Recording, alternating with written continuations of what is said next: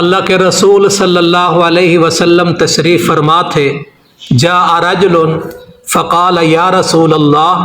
ایک آدمی آیا اور آ کر کہنے لگا اے اللہ کے رسول، دلنی علی عمل اذا انا عملته احبنی اللہ واحبنی الناس۔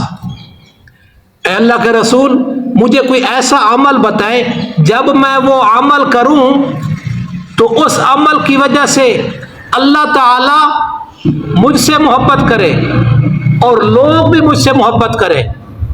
تو آقا صلی اللہ علیہ وسلم نے اس موقع پر اس کے دو سوالوں کے دو ہی جواب دیے۔ تو اللہ کی محبت حاصل کرنے کا طریقہ بھی بتا دیا اور لوگوں کی محبت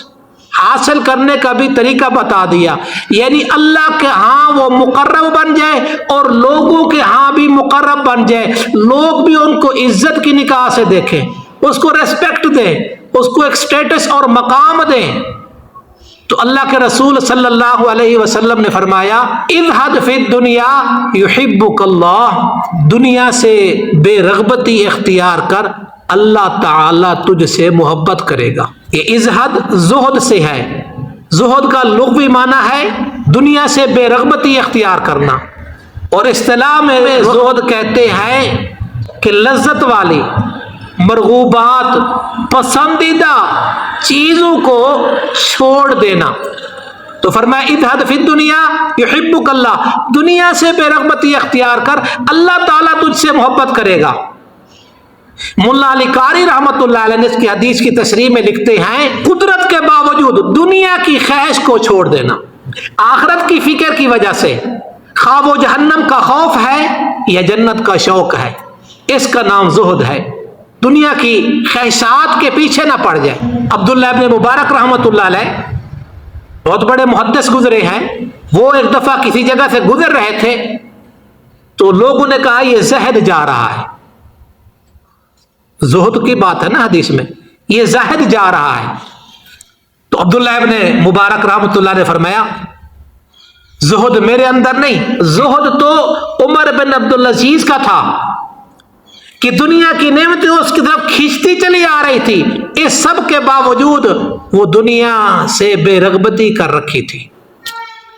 دنیا کی خواہش اور تمنا نہیں تھی، مال و دولت کا حرص نہیں تھا۔ ایک ہے مال و دولت کا حرص، ایک ہے مال و دولت جمع کرنا،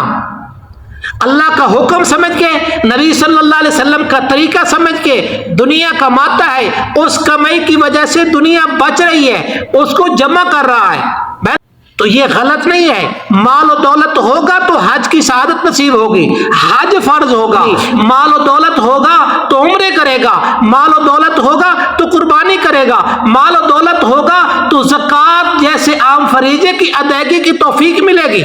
لیکن دنیا کے پیچھے نہیں پڑنا۔ اللہ اس کے رسول کے حکم کو چھوڑ دیا، بس دنیا کے پیچھے ہے، یہ ٹھیک نہیں ہے، اس طرح سے منع کیا ہے۔ اور حضرت لقمان علیہ الرحمہ نے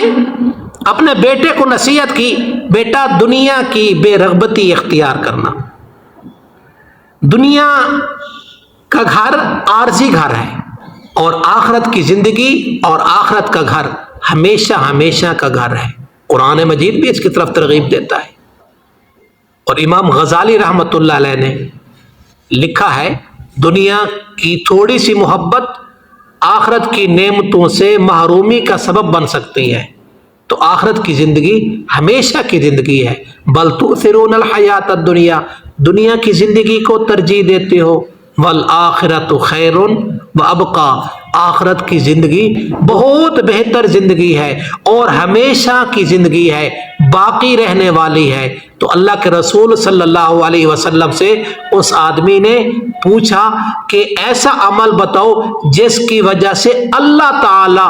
مجھ سے محبت کرے۔ دوسرا عمل جو نبی صلی اللہ علیہ وسلم نے بتایا، لوگ محبت کریں گے تو انشاءاللہ زندگی باقی، تو وہ انشاءاللہ اگلے درس میں اللہ تعالی ہمیں اپنے پیارے نبی صلی اللہ علیہ وسلم کی تعلیمات سننے کی، سیکھنے کی اور اس کے مطابق زندگی گزارنے کی توفیق عطا فرمائے۔